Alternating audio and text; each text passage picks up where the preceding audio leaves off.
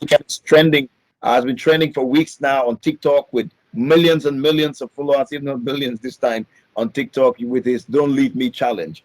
And of course, that has impacted on the Nigerian space. And of course, most Nigerian creatives and businesses are even using the app to promote their business and all that. So this will definitely have impact if Nigeria bans it or if it's banned in the US and all that. And usually the lead is always from the US into the Nigerian space. So could there be some kind of political undertone, just to say? Yeah, I mean, just to touch on the "Don't Leave Me" challenge. I did one myself. In tech, and I should send it to you. I'm sure Yeah, you will. yeah. Is this something you can share? Is this something you can share? I'll Anyway, share. I'll share with you. okay, okay, great, Yeah, no problem. in this climate, I don't think it's far-fetched to conclude that this may be politically motivated.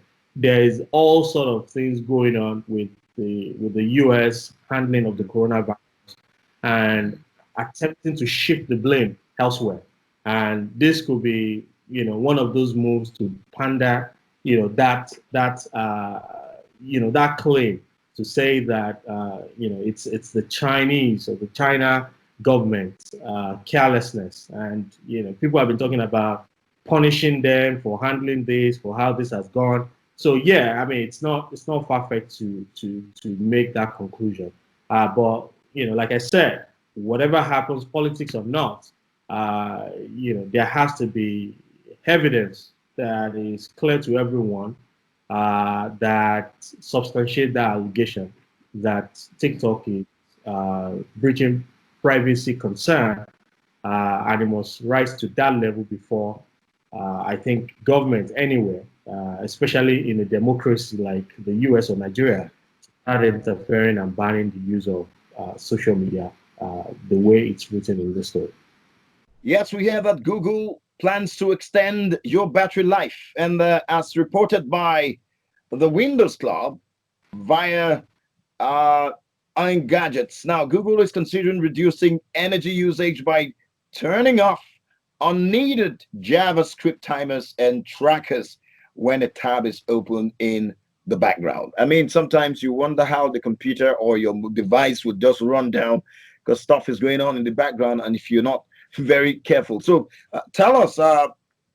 What exactly? I just talked about how it impacts me, but how would you expand this story quickly before we check the figure of the week?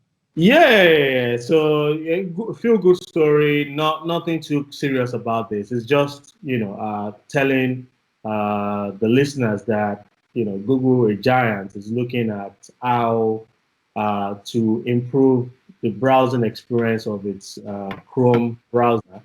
There's a Okay. claim that when you use Chrome, the JavaScript running takes a lot of your battery life. So what they've done is to do an experiment where they have a control and they have a baseline, and they do they enable JavaScript in one, they disable it in another, and see how Hmm. much battery life was saved. And I think in this experiment there was a save of about 36 minutes with the experiment, and they're saying Hmm. could be extended and this could be good. And I think it could be good for us in Nigeria when there's challenge with power. We want our Aha. battery to last as much as possible, That's right. while we're browsing on the internet. But there's another story to it where they say that right now even Google is working on a new version of the Chrome browser altogether, and Okay. that may also solve some of this problem. So it depends on which one they decide to launch first. Is it the new Hmm. browser, or is it this experiment to disable JavaScript running in the background? Whichever way, I think this company is making strides to make our browsing experience and our battery life last longer. And we just felt it was a good enough story to share to your audience this morning. Absolutely very necessary. So quickly, we need to go. By the way, this time is brought to you by Net Plus, as you know. But let's find out what the figure or the number of the week is. 1.5 billion. Billion what? Like I always ask every week. 1.5 billion.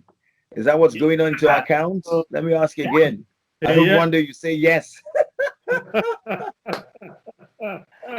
I wish I could say yes. Yeah, again, this is around TikTok.